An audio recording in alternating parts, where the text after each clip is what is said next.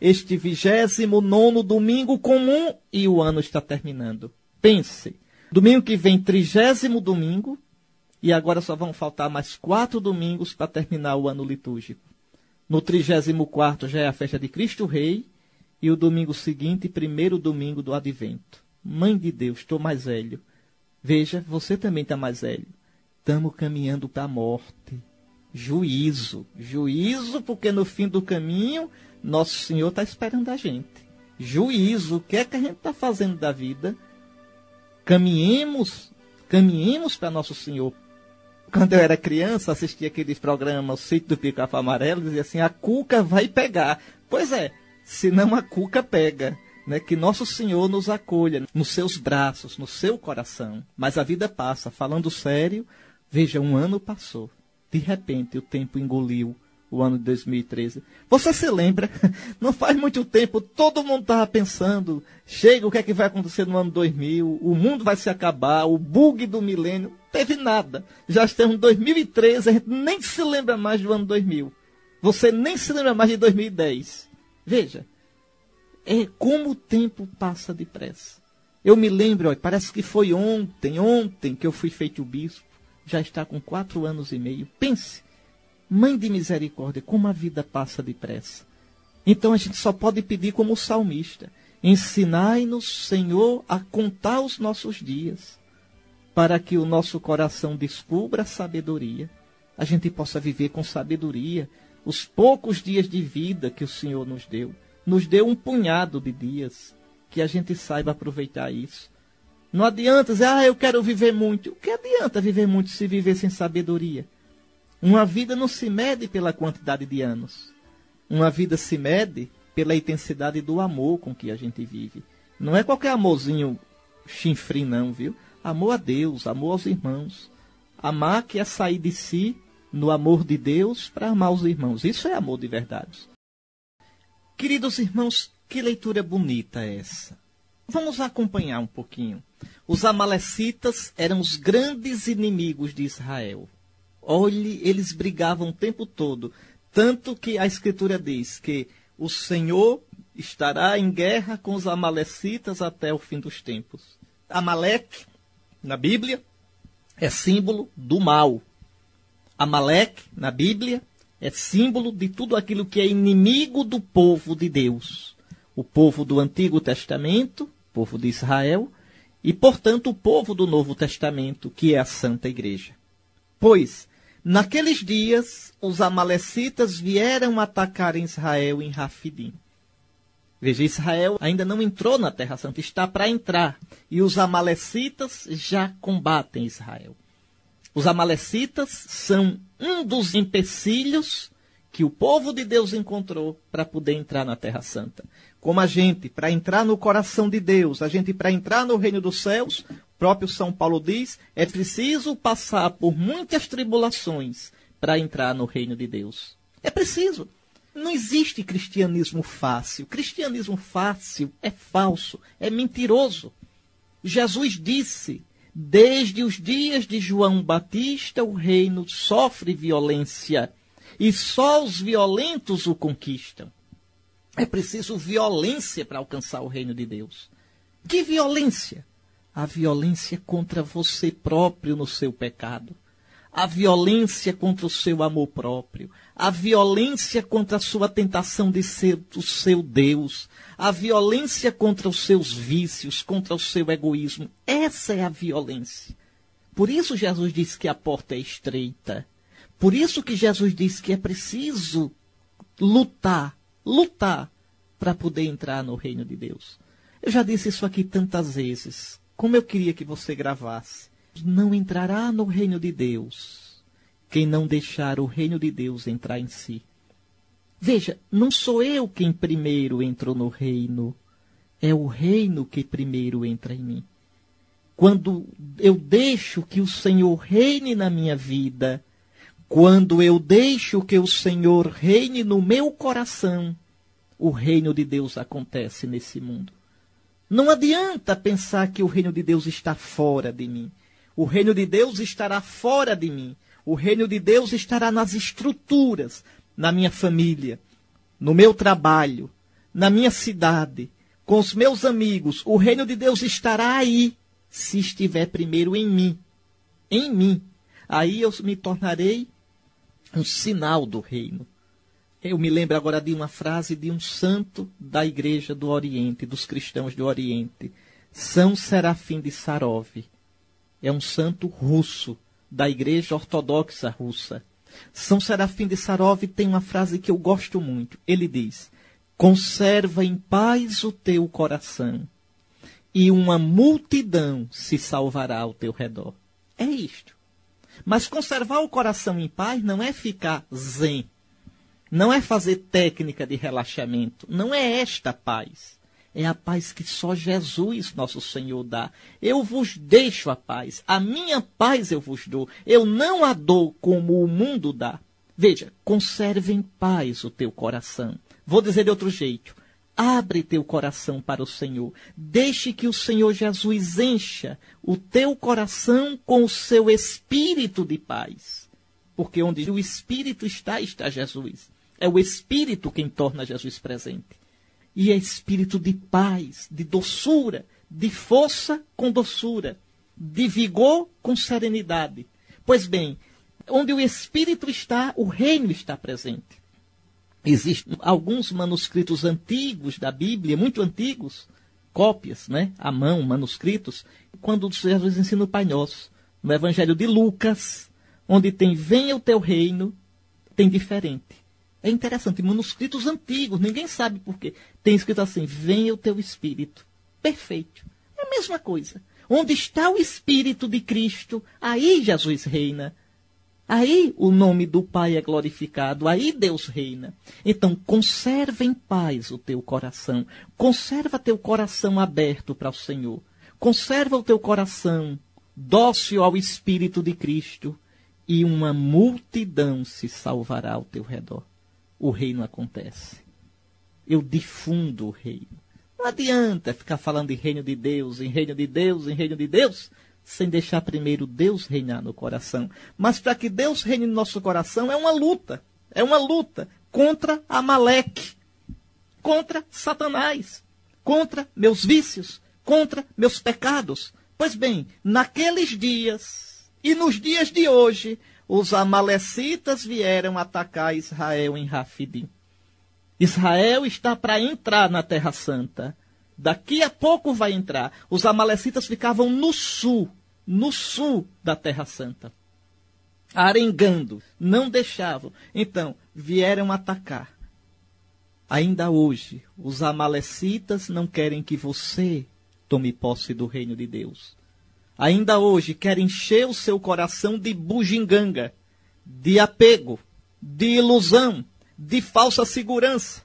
E a primeira ilusão é essa bobagem de pensar, a vida é minha, eu faço o que eu quero. A vida não é sua, a vida não é minha. Não fui eu quem me fiz, eu não pedi para nascer, eu não escolhi ser como eu sou. Nascer na família que nasci, no país que nasci. Um outro pensou em mim primeiro. Um outro me escolheu primeiro.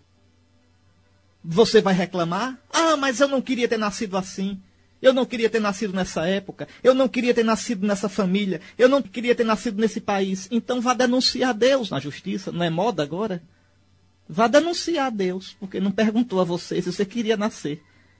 Porque não perguntou a você se você queria ser branco, negro ou moreno. Vá denunciar a Deus. Meus irmãos, a vida é graça, imenso dom do teu amor sem fim. Só isso já devia fazer o homem ser humilde. Só isso já devia fazer o homem entender que a vida não é dele, que a vida é um dom. Como diz o profeta Jeremias, eu sei, Senhor, que não pertence ao homem o seu destino. Eu sei. Como diz o Salmo, os meus dias, Senhor, estão nas tuas mãos. E a gente tão besta, me desculpe, tão tonto, tão soberbo, tão empanturrado da gente mesmo, tão autossuficiente. Ô homem tolo, a humanidade nunca foi tão tola como hoje, que pensa que se basta. Veja, então, a vida é dom de Deus.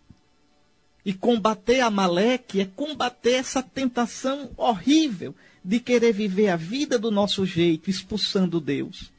Porque assim, se Deus não reinar no meu coração, eu não entro na terra prometida, que é o coração de Deus. Naqueles dias, os amalecitas vieram atacar Israel.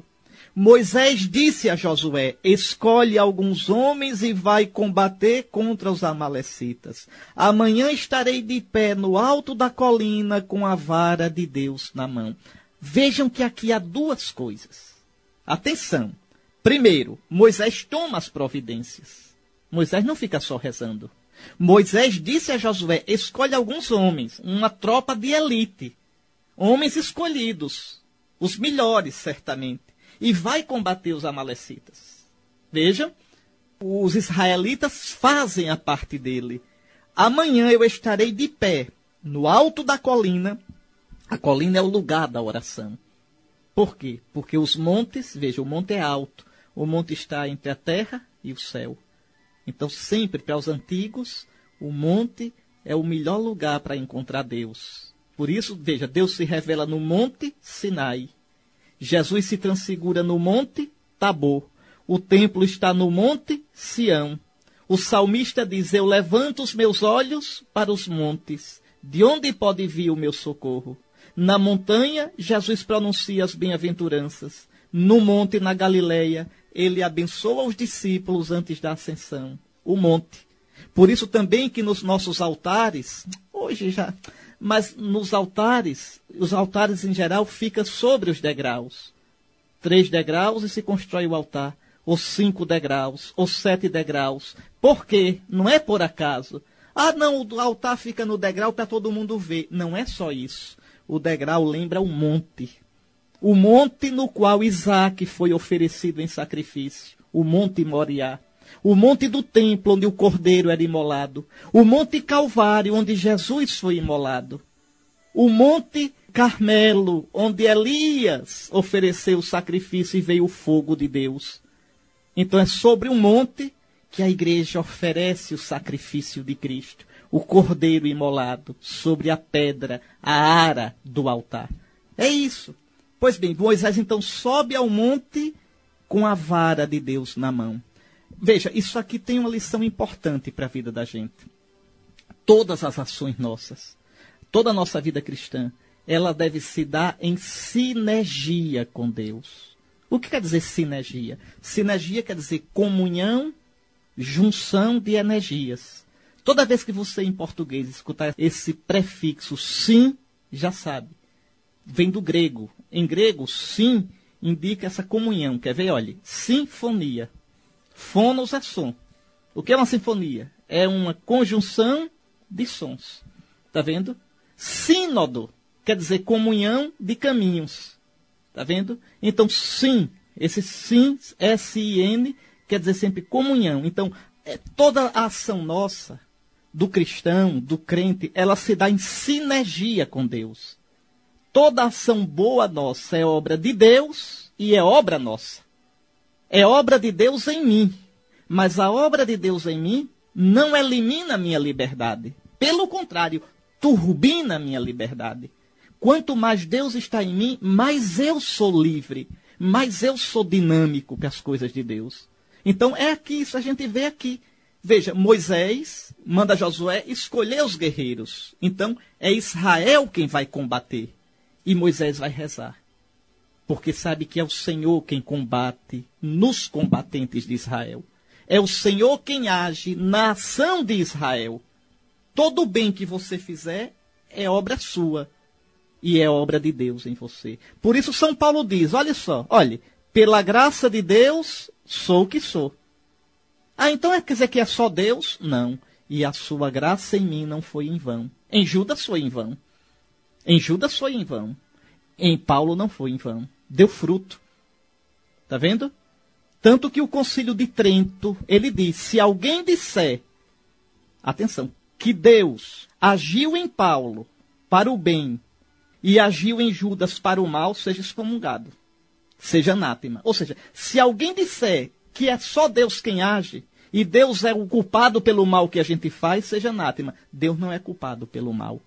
Quando a gente faz o mal, é coisa só nossa. É a nossa desobediência a Deus. Não houve sinergia. Sempre que há sinergia, é Deus em nós e nós agindo em Deus. É aqui. Então, você reze. Você suplique a Deus nas suas ações. Porque é Deus quem dá o querer, o realizar, o perseverar e concluir bem a ação. Pois bem, Josué fez o que Moisés lhe tinha mandado e combateu os amalecitas. Moisés, Arão e Ur subiram ao topo da colina. E enquanto Moisés conservava a mão levantada, Israel vencia. Quando baixava a mão, vencia Amaleque. Aqui tem uma coisa interessante. Moisés reza, mas veja, a oração de Moisés é perseverante. O dia todinho, coitado de Moisés, teve que rezar. Você poderia dizer, não bastava Moisés dizer de manhã, Senhor, vamos para a guerra, olha para nós e salva-nos. Pronto, Deus não já ouviu? Deus já não entendeu? Para que Moisés ficar remoendo a oração o tempo todo?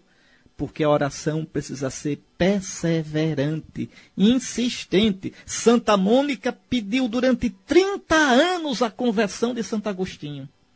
Eu já contei essa história aqui. Mônica chorou tanto pela conversão de Agostinho. Mônica aperreou tanto a Deus e aperreava o coitado do bispo. Porque ela ia à missa e no fim ia pedir ao bispo que rezasse por Agostinho. E um dia o bispo estava meio agoniado, com muita coisa para fazer, e lá vem a Mônica chorar. E o bispo disse, mulher, pelo amor de Deus, vai para casa, que não é possível que se perca o filho de tantas lágrimas. Pois não é que não se perdeu? Eu mesmo gosto muito de rezar para Santa Mônica, para ela chorar bem muito por mim, ver se eu me converto também. Já que a oração dela converteu um cabra errado como Santo Agostinho, porque aquele era errado, viu? O que tinha de coração bonito tinha de atrapalhado. Vejam, a oração deve ser insistente, a oração deve ser perseverante. Você pode perguntar, mas por que, Dom Henrique, Deus faz isso? Por que Deus pode tudo, a gente não precisaria nem rezar, Deus já sabe do que a gente precisa. É que a oração, meu irmão, corrige a gente. Santo Agostinho diz, numa carta que ele escreveu a uma dirigida espiritual dele, a Proba, Santo Agostinho diz a Proba, a oração não é para informar Deus, é para formar o homem. De tanto rezar, eu vou me abrindo para Deus. De tanto rezar, eu vou ficando amigo de Deus. De tanto rezar, eu vou aprendendo que dependo de Deus. Então, a oração deve ser perseverante. Ora, as mãos de Moisés tornaram-se pesadas, cansadas. Veja, Moisés permaneceu tanto em oração que se cansou. Né? O gesto de levar as mãos, que é o gesto cristão de rezar. Nas catacumbas, a gente vê pintado nas catacumbas do primeiro século, como os cristãos rezavam, com as mãos em forma de cruz. Por isso o costume do padre de, na missa, abrir os braços para recordar. São dois gestos que o sacerdote faz na missa que tem um sentido bonito. O primeiro gesto é abrir os braços. Esse é o gesto dos cristãos primitivos rezarem. Lembra esse modo bíblico de rezar. Eu abri as mãos quer dizer que eu estou aberto para receber. Eu abri os braços quer dizer que eu estou rendido, eu estou de peito aberto. Eu abri os braços quer dizer que eu estou suplicando. Eu abri os braços, eu tomo a forma da cruz. Veja, como Cristo, o grande orante, que na cruz ofereceu a oração perfeita. O sacerdote ali recorda o gesto de Cristo. Um outro gesto, esse gesto já é mais novo, entrou na igreja, entrou na Idade Média, pelo século, deixa eu ver aqui, 7º, 8º. Que gesto? Rezar de mãos postas, a palma da mão, uma na frente da outra, e o dedo polegar direito em cima do dedo polegar esquerdo, né? As mãozinhas postas, quase diante do peito. Esse gesto não é antigo na igreja, esse gesto entrou no século 7º, 8º, 9º, por aí. Quer dizer, só tem uns 1.200 anos. Tá certo? Não tem 2.000 anos. Então é um gesto novo. Mas de onde vem esse gesto? Vem dos povos germânicos, dos francos, dos góticos. E o que é que significa esse gesto? Você que estudou história, lembre na Idade Média, o servo, quando ia prestar vassalagem ao Senhor, ele se ajoelhava diante do Senhor, pegava as mãos postas e colocava entre as mãos do Senhor. E prometia fidelidade ao Senhor. E o Senhor prometia proteção ao servo. Então, quando eu fico de mãos postas diante de Deus, é como se Ele estivesse com as minhas mãos entre as mãos dele. Eu com as mãos postas, é como se Ele viesse com as mãos dele e abarcasse as minhas mãos.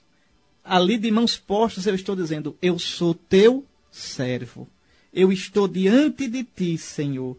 Te prometo fidelidade, te prometo dependência. E tu cuida de mim. Veja, é esse o sentido, é lindo.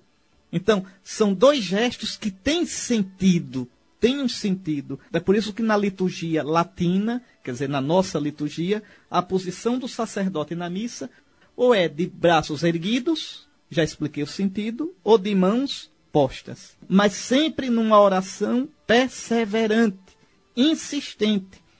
Moisés persevera tanto que as suas mãos se tornam pesadas. Pegando então uma pedra, colocaram-na debaixo dele para que se sentasse. E Arão e Ur, um em cada lado, sustentavam as mãos de Moisés. Assim suas mãos não se fatigaram até o pôr do sol. E Josué derrotou Amaleque e sua gente a fio de espada. A oração venceu a guerra. Mas claro, venceu porque também os guerreiros estavam lutando. Olha a sinergia. Israel luta, Israel reza. Israel faz a parte dele, Deus faz a sua parte. Numa oração perseverante. E aqui uma outra coisa também bonita que a gente pode aprender. Moisés reza, mas precisa de Arão e Ur para sustentar as mãos dele. Veja, quem crê nunca está sozinho. Nunca está sozinho. A ajuda do outro ajuda a minha oração. A ajuda do outro me ajuda no caminho para Nosso Senhor. Tá certo? Pense nessas coisas. Releia essa leitura, refaça a leitura, medite, pense como é que está a sua vida de oração. Sua oração é insistente, é perseverante, às vezes mesmo com sono, mesmo dormindo. O Santo Padre Francisco disse uma coisa muito bonita. Eu estive em Roma recentemente, num congresso de catequese, e ele foi falar para a gente. Ele disse uma coisa muito bonita, falando que os catequistas deviam rezar. Ele disse, rezem, fique diante do Santíssimo, mesmo que você durma diante do Santíssimo, mas Ele está ali olhando você. Ele disse uma coisa bonita, deixe que Jesus olhe você. Deixe Jesus olhar você. Pois bem, mesmo que você durma, esteja ali diante do Senhor. Né? Então, a oração é necessária. E a gente precisa uns dos outros no caminho da oração. Eu termino com a frase de Santa Teresa, doutora da Igreja, que ninguém vá nos mostrar outro caminho que não seja o caminho da oração. Da oração. A oração. Nunca deixe de rezar, meu irmão, nunca. Nem que esteja cansado, nem que esteja seco, nem que esteja distraído. Escute o conselho do bispo. Reze mal, mas reze. Reze distraído, mas reze. Reze cochilando, dando cabeçada, mas reze. Só não deixe de rezar. Só não deixe de rezar. O resto, Nosso Senhor fará. Vamos agora rezar o salmo da missa de hoje, o Salmo 120. Veja, aquilo que eu falava. Eu levanto os meus olhos para os montes. De onde pode vir o meu socorro? Do Senhor é que me vem o meu socorro. Do Senhor que fez o céu e fez a terra. Está aí, que conselho bonito, que palavras bonitas de São Paulo ao seu querido Timóteo. É interessante. Alguns dos colaboradores de São Paulo, Silas, também chamado de Silvano, Tito e Timóteo. Mas a gente nota mesmo que São Paulo tem assim uma preferência, um carinho todo especial por Timóteo. E aqui dá conselhos tão bonitos a Timóteo. Caríssimo, permanece firme naquilo que aprendeste e aceitaste como verdade. Tu sabes de quem o aprendeste. Então, primeiro veja, a fidelidade à fé apostólica. Quando a gente diz assim, eu creio, eu tenho fé, a fé não pode ser somente um sentimento. Eu creio em Jesus. Sim, você crê em Jesus. Mas é preciso crer em Jesus do modo correto. Crê num Jesus verdadeiro. Não crê num Jesus ilusório. Não crê em Jesus de um modo errado, de um modo torto. E como é que eu vou crer no Jesus verdadeiro? Como é que eu vou saber? Como é que você vai saber? Creia no Jesus pregado segundo a tradição apostólica. Aqui está. Permanece firme naquilo que aprendeste e aceitaste como verdade. Onde é que eu encontro aquilo que é verdade? Onde é que eu encontro a verdadeira fé? Na fé da igreja. Na pregação apostólica. Muitas vezes São Paulo vai dizer, sobretudo nas cartas a Tito e a Timóteo, São Paulo vai orientar a que o Timóteo permaneça firme, permaneça fiel à pregação que escutou de São Paulo. A pregação apostólica. A gente chama essa pregação de tradição da igreja. Não são tradições humanas. O que é a tradição da igreja? É a pregação, é a vida da igreja, aquilo que vem dos apóstolos. É isto que é a tradição. Então, a gente vive, inclusive a Sagrada Escritura nasce da tradição da igreja. A Sagrada Escritura nasceu de quê? Da pregação dos apóstolos. Por exemplo, São Marcos escreveu o evangelho dele escutando a pregação de São Pedro. Você quer saber o que São Pedro pregava sobre Jesus? Olhe o evangelho de Marcos. É a pregação de Pedro. Você quer ver o que São Paulo pregava sobre Jesus? É o evangelho de Lucas. Lucas foi discípulo de São Paulo. Então, a igreja vive da pregação dos apóstolos. Olha o que São Paulo diz a Timóteo, por exemplo, na primeira carta a Timóteo, no capítulo 6, versículo 20. Ó Timóteo, guarda o que te foi confiado. Evita os discursos fúteis e ímpios, bem como as objeções de uma falsa ciência. Veja, então guarda, Timóteo, aquilo que te foi ensinado. Ou seja, guarda a tradição apostólica. Guarda o que tu aprendeste de mim. Guarda a minha pregação. Vou lhe dar um outro exemplo ainda. São Paulo, na segunda carta a Timóteo, no capítulo 1, versículo 13 e versículo 14. Toma como norma as palavras salutares que de mim ouviste na fé e no amor do Cristo Jesus. As palavras que ouviste de mim, Timóteo. Porque as palavras que ouviste de mim são a pregação apostólica. Lembre que Paulo foi a Jerusalém para ver Pedro. Ficou com Pedro, Tiago e João, para ver se não tinha corrido em vão. Para conferir a pregação dele com a pregação dos outros apóstolos. Então, Timóteo, guarda, toma como norma. Atenção, como norma. Não é brincadeira. Como norma de vida, as palavras salutares. Salutares quer dizer que salvam, tá certo? Guarda as palavras salutares que de mim ouviste, na fé e no amor do Cristo Jesus.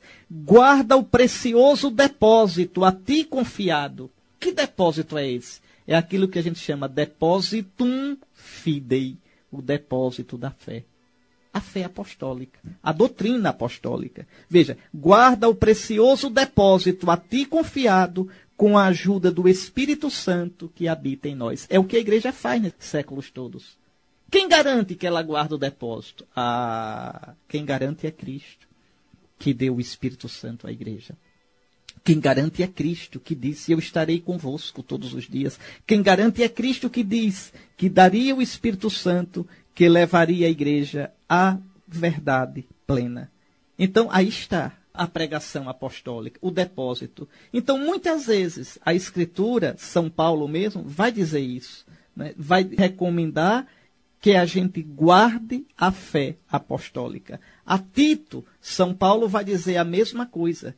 Tito ficou em Creta como bispo para organizar a igreja, e São Paulo vai recomendar que Tito tenha cuidado para guardar a palavra, para não cair em fábulas, para guardar aquilo que recebeu da pregação de Paulo. Então, essa pregação foi se tornando aos pouquinhos escrita. É a Sagrada Escritura. Por isso, veja como São Paulo diz, permanece firme naquilo que aprendeste e aceitaste. E depois lembra, desde a infância conheces as Sagradas Escrituras. No tempo que São Paulo escreveu isso, não existia ainda o Novo Testamento. Não existia. Quais são as escrituras de que São Paulo está falando? As escrituras dos judeus. Atenção, isso aqui é importante. Quando os apóstolos falam das escrituras, eles estão falando das escrituras dos judeus, que a gente chama de Antigo Testamento. E o Novo Testamento? Não existia ainda. E não existia a palavra de Deus, não. Existia, pregada pela tradição apostólica. Essa tradição foi colocada por escrito e continua viva na pregação. Olha como é bonito. A tradição da igreja interpreta a escritura. E a escritura é o alicerce da pregação da igreja. Está vendo como é bonito? Então, vou repetir. A tradição da igreja interpreta a escritura. E em cada época interpreta de um modo vivo, atual, para aquela época. Veja como é bonito. É a mesma escritura, é a mesma igreja que interpreta, mas eu não estou pregando a vocês como um bispo do século V pregava. Porque os problemas de hoje não são os do século V. A mentalidade do povo hoje não é a do século V. Por exemplo, no século XII, um bispo dizia, quem emprestar dinheiro a juro, veja, quem emprestar dinheiro a juro vai queimar no inferno. Pronto. Porque naquele tempo, com outro sistema econômico, era o sistema econômico feudal, o juro era realmente uma coisa inaceitável. Hoje, que o mundo vive num sistema capitalista, eu não posso dizer que emprestar juro é pecado. Não posso. Eu posso dizer, sim, que o juro exorbitante, a agiotagem, é pecado. Mas o emprestar um juro lícito não é pecado. Então mudou a doutrina? Não mudou a doutrina. A doutrina é a mesma. A usura é pecado. Agora, o que é usura e o que não é, muda de acordo com o tempo. Compreende? Você está compreendendo? Um catequista, um bispo, em 1890, se visse um casalzinho sozinho, namorando num cantinho quietinho, se acariciando e se beijando, dizia, isso é um fim de mundo, o mundo está perdido. Hoje, então, é a mesma palavra, é a mesma doutrina, mas sempre viva, atualizada em cada época. Então, atenção, a tradição apostólica interpreta a Escritura, sempre de modo vivo, dinâmico, novo. E quem garante, Dom Henrique, que essa interpretação é a correta? Se é a interpretação da igreja é correta, porque o Espírito de Cristo é quem garante. Foi Cristo que disse que a gente não tivesse medo. Veja como em Jerusalém, no primeiro concílio, deve ou não circuncidar os pagãos que querem ser cristãos? Nosso Senhor não disse nada sobre isso. E como foi que os apóstolos, os anciãos, chegaram à conclusão? Eles dizem, pareceu bem ao Espírito Santo e a nós. Veja, a igreja sabe que o Espírito a conduz, que o Espírito de Cristo a dirige. A gente não precisa ter medo. Então, a tradição apostólica interpreta a Escritura. E a Escritura fundamenta a tradição apostólica. Nada do que a igreja ensina pode ser contrário à Escritura. Pode não estar explícito na Escritura, mas na Escritura tem que ter pelo menos a semente, a base, os fundamentos. Por exemplo, quando toda a doutrina da igreja sobre a Virgem Maria não está explícita na Escritura, mas está implícita. Implícita. Então, nada na doutrina, nada na tradição da igreja pode contrariar a Escritura. A Escritura é o critério último. A Escritura é a âncora. A Escritura é o fundamento. Mas a Escritura só é viva e eficaz se for lida e interpretada na tradição da igreja. Não pode existir Escritura sem tradição, e tradição sem Escritura. E tanto a Escritura quanto a tradição proclama o Evangelho. O Evangelho, o anúncio da salvação em Jesus. Agora, quem é que faz esse discernimento último? sobre o que é tradição apostólica ou tradição humana? Quem é que faz o discernimento último sobre a interpretação da Escritura?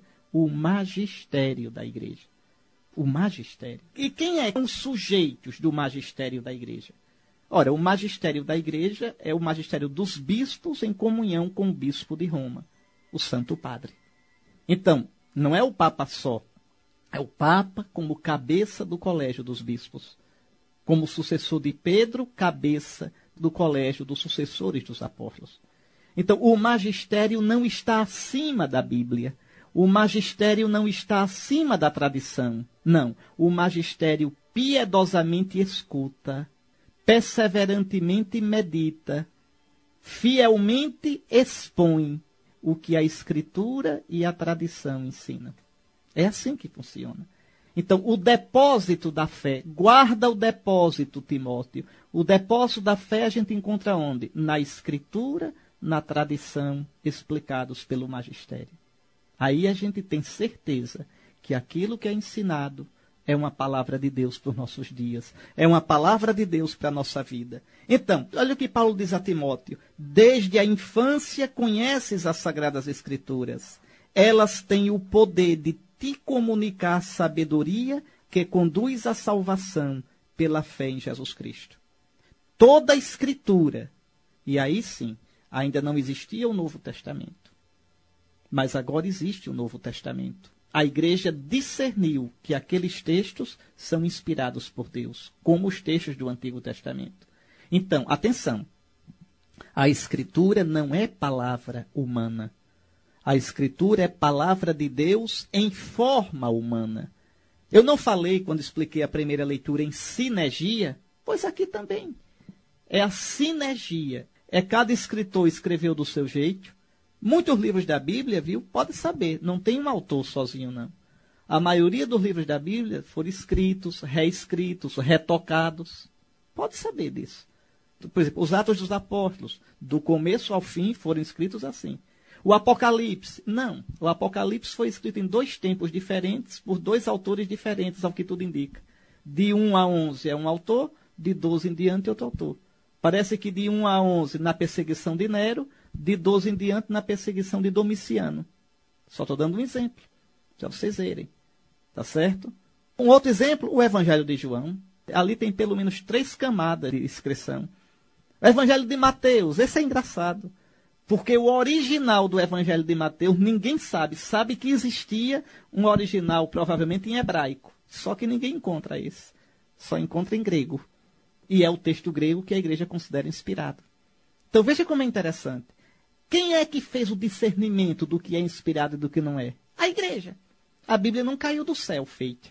A Bíblia, veja, ela existe porque a igreja, inspirada pelo Espírito Santo, discerniu quais eram os livros inspirados. Não é a igreja quem inspira. A igreja discerniu. Isto aqui é palavra de Deus, isto não é. Pronto. Por exemplo, o belíssimo proto-evangelho de Tiago, que é antigo, não é palavra de Deus. O evangelho de Mateus é palavra de Deus. Veja, repare que coisa. Se você puder ler, leia a carta a Diogneto. Belíssima. Leia Didaquê. Belíssima. A Didaquê foi escrita antes do Apocalipse. A Didaquê foi escrita antes da 2ª carta de Pedro. A igreja não considera a palavra de Deus. E é lindo, cada ensinamento lindo. Tem dizendo como os cristãos celebravam a missa no início da igreja. Como é que os cristãos batizavam. Lindo. Ali não tem mentira nenhuma. Mas não é palavra de Deus, é palavra humana. Já o bilhete de São Paulo a Filemo, um bilhetinho que São Paulo escreveu a Filemo. Veja, um bilhetinho. É palavra de Deus. Mas pode uma coisa dessa. Bom, a igreja discerniu assim, inspirada pelo Espírito Santo. Está vendo? Então, a Escritura e a igreja caminham juntos. Juntos. Sem igreja não tem nem Escritura, porque a gente nem saberia quais são os livros da Escritura. Nem saberia quais são os livros inspirados. Mas uma vez que a igreja discerniu que aqueles livros são palavra de Deus, não tenha dúvida. É palavra de Deus em forma humana. É palavra de Deus. Tem todas as falhas de um escrito humano. Falha de gramática, de estilo, tem falha de ciência, mas elas nos ensinam a verdade da salvação. A Escritura não é para ensinar ciência. Ciência vai estudar ciência. Biologia vai estudar biologia. Tá certo? Agora, na Escritura você encontra a verdade. Que verdade? Científica? Não. A verdade salvífica. A verdade para a nossa salvação. Toda a Escritura é inspirada por Deus e útil para ensinar, para argumentar, para corrigir e para educar na justiça, quer dizer, na santidade, a fim de que o homem de Deus seja perfeito e qualificado para toda boa obra. Sim, porque se só ler a Escritura, disser eu creio em Jesus, amém, aleluia, e não tiver boas obras, não serve para nada.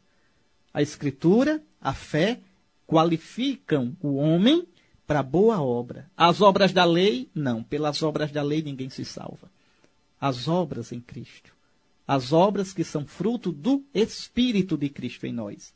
E aí, São Paulo diz de modo solene a Timóteo: diante de Deus, olha que solenidade, e de Cristo Jesus, que há de vir a julgar os vivos e os mortos, e em virtude da sua manifestação gloriosa e do seu reino, quer dizer, a aparição de Cristo no fim do tempo, eu te peço com insistência.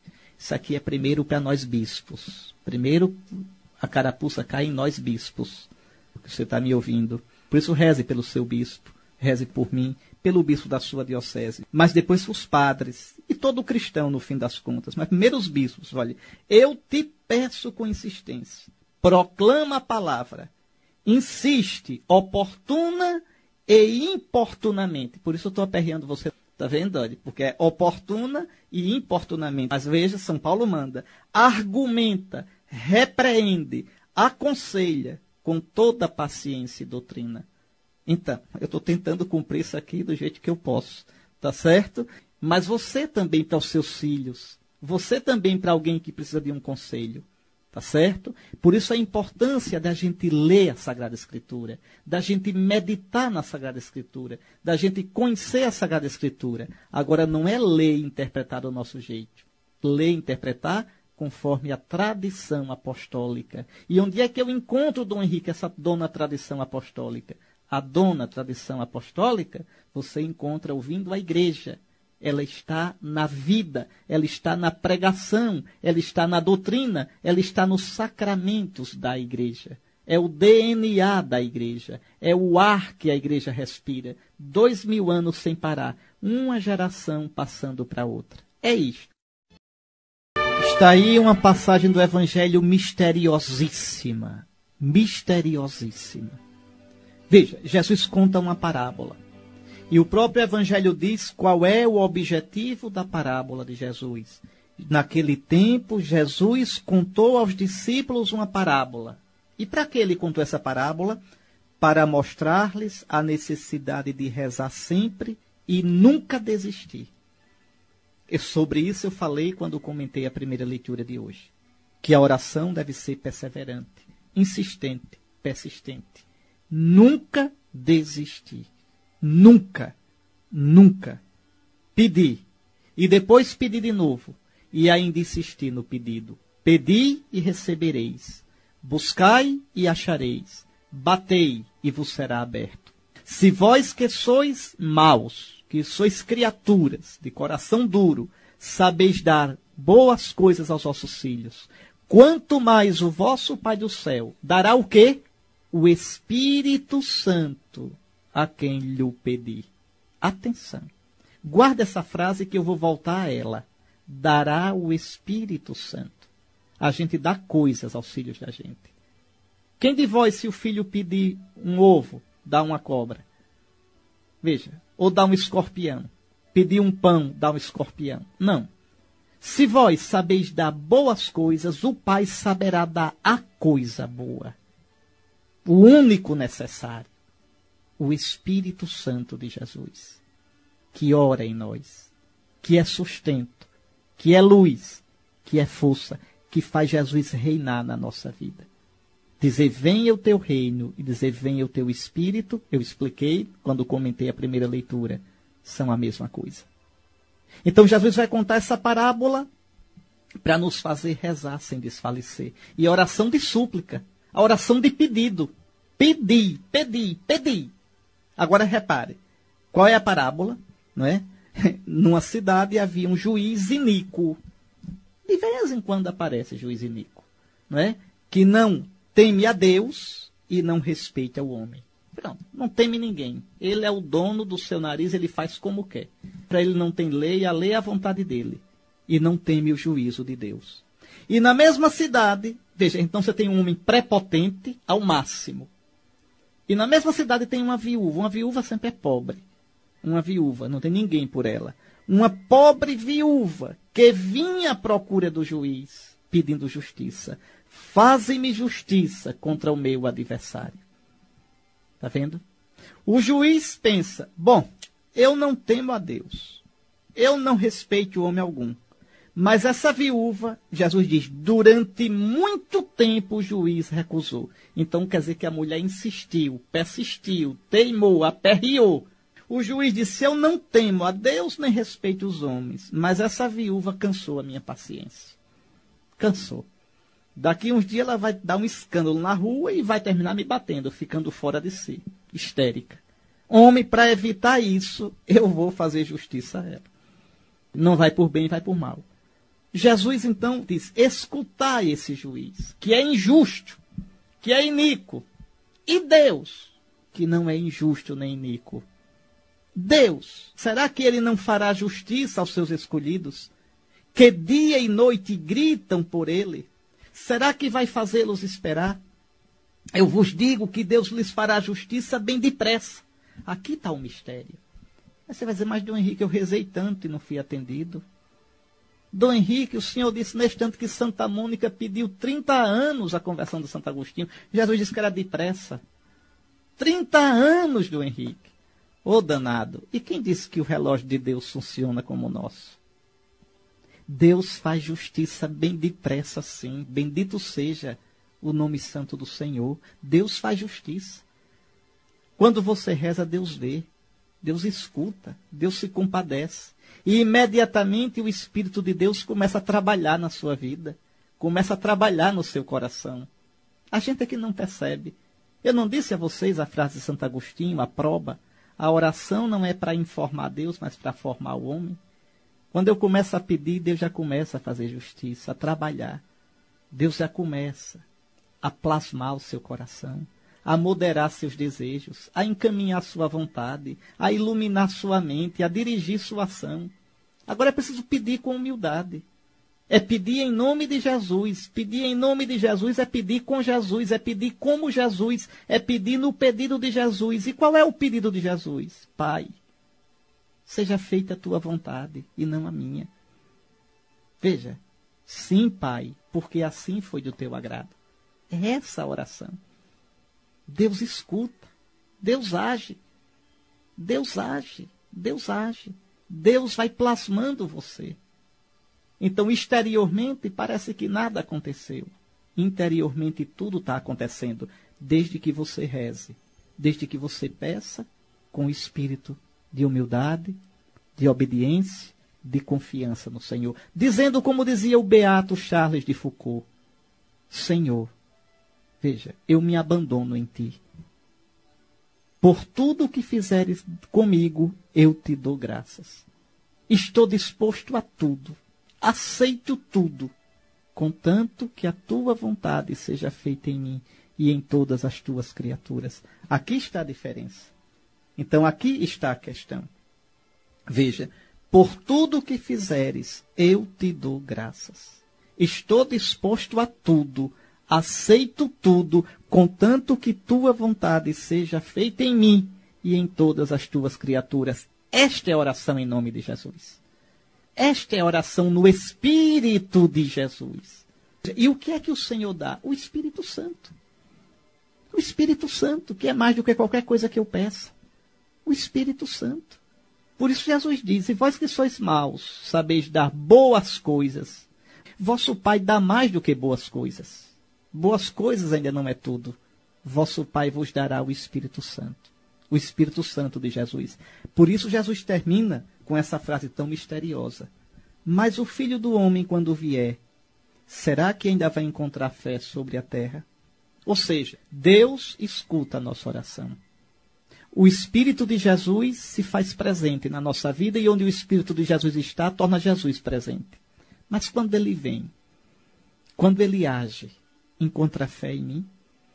Ou encontra um coração duro que só quer fazer o que quer dobrar a vontade de Deus à sua própria vontade? Essa é a questão. Essa pergunta de Jesus deve incomodar muito a gente, porque ela não tem resposta.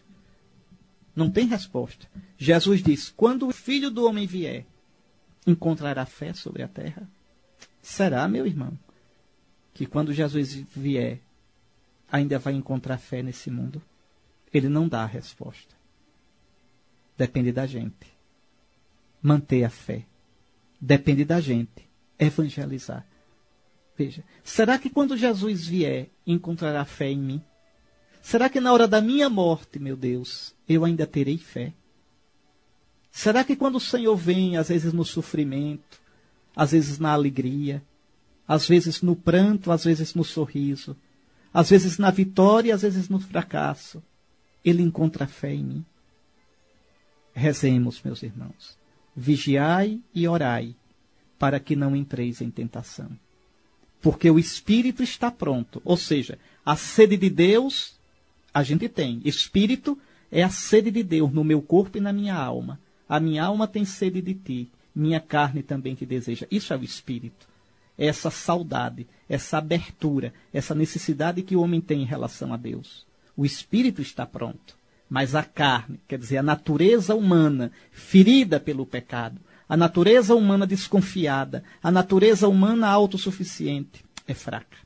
Vigiai e orai, para que não entreis em tentação. Que Nosso Senhor abençoe você nesta semana.